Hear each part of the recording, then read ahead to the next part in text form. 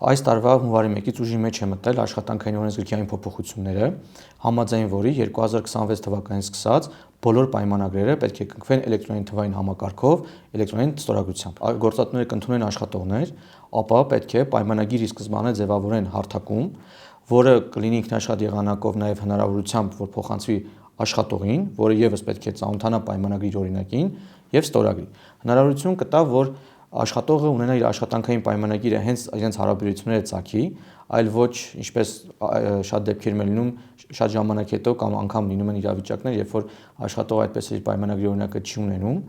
իսկ այս համակարգի պարագայում արդեն դառնում է դա պարտադիր պայման, որովհետև եթե չլինի աշխատանքային պայմանագիրը հարթակում ստեղծված, գործատուն չի կարողանա անգամ հետագայում աշխատողի գրանցման հայտը տալ, որը բնականաբար արդեն կառաջացնի խնդիրներ։ Իդեպ նաև պետք է նշեմ, որ ոչ միայն համակարգի միջոցով է կնքվելու պայմանագրերը 26 թվականի հունվարի 1-ից սկսած, այլ նաև մենք 1 տարի ժամանակ ենք տալու մեր բոլոր գործատուներին, որ արդեն իսկ ընդունված աշխատողների պայմանագրերը, որոնք կնքվել են թղթային տարբերակով կամ ոչ էլեկտրոնային թվային համակարգ հարթակի միջոցով, ևս տեղափոխվեն այս հարթակ։ Այնպես որ մինչև 2026 թվականի տարեվերջ բոլոր պայմանագրերը աշխատանքային կլինեն նոր ընդունվողների, թե արդեն իսկ ընդունված աշխատողների լինեն միասնական պորտալում։ Համակարգից օգտվելու համար բոլոր աշխատողները պետք է ունենան էլեկտրոնային եղանակով ստորագրության հնարավորություն, քանզի դա պարտադիր պայման է համակարգի մեջ պայմանագիր ստորագրելու համար։ Ստորագրության համար նախատեսված է 2 տարբերակ, կամ լինելու է Mobile ID կամ ID, այսինքն այս երկու հնարավորությունն են ընձեռված համակարգում պայմանագրերը ստորագրելու համար։ Մեր բոլոր այն քաղաքացիները, ովքեր օրինակ եկամուտների հայտարարումը արդեն իսկ իրականացրել են 25 թվականին, ստացվում է, որ իրենք ունեն էլեկտրոնային ստորագրություն եւ իրենց պարագայում որևիցե հավելյալ գործողություն իրականացնելու անհրաժեշտություն չկա։ Իսկ մեր այն քաղաքացիներ, ովքեր դեռ չունեն էլեկտրոնային ստորագրություն,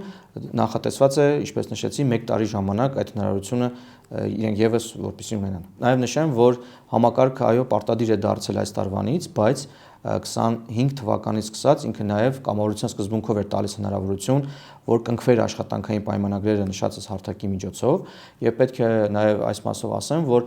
բավականին թվով քաղաքացիներ, գործատուներ եւ աշխատողներ նկատի ունեմ, այս հարթակի միջոցով արդեն իսկ կնքել են պայմանագրեր, համակարգը նորմալ գործում է եւ հնարավորություն է տալիս ձևավորել աշխատանքային հարաբերությունները ի սկզբանե հենց էլեկտրոնային թվային համակարգի միջոցով։ Ինչպես նաև նշեցի, մեր բոլոր քաղաքացիները, նկատի ունեմ մեր բոլոր աշխատողները, իրենց բոլոր պայմանները պետք է այս տարվա մինչև ավարտ տեսնեն էլեկտրոնային թվային հարթակում, ինչի համար ինչ է անհրաժեշտ իրականացնել, նախ գործատուն պետք է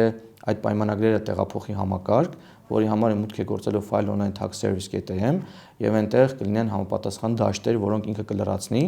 մասնավորապես լրացնելուց նաեւ կօգտվի գրանցման հայտում առկա տեղեկատվությունից, որը ինքնաշխատ եղանակով կտեղափոխվի պայմանագրի դաշտեր եւ գործատուին կմնա միայն տեսնելու թե որ դաշտերը չեն տեղափոխվել գրանցման հայտից եւ ինքը միայն այդ դաշտերը կլրացնի,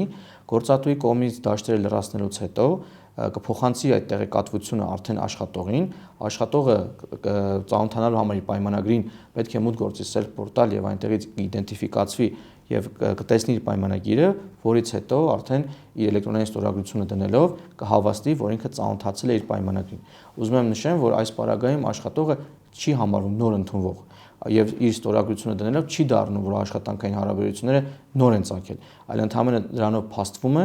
որ ինքը ծանոթացավ պայմանագրին նաեւ հարթակում, որը որ կարող է տարիներ առաջ են կնքված եղել եւ ընդհանրապես այդ տեղեկատվությունն է փոխանցվում։ Ընդունված աշխատողների պարագայում պետք է նորից ֆիքսենք, որ սա չի համարվում աշխատանքի ընդունում, այլ համարվում է արդեն իսկ ընդունված գործող պայմանագրի տեղափոխում հարթակ։ Իսկ նոր ընդունվողների պարագայում արդեն այո ստացվում է, որ ի սկզբանե հարաբերություններ են ձևավորվում եւ այդ հարաբերությունները ձևավորվում են հարթակի միջոցով։ Համակարգի ներդրումը բավականին կարևոր է, որովհետև մենք միանգամից մի քանի խնդիր ենք լուծում այս համակարգի ներդրմամբ։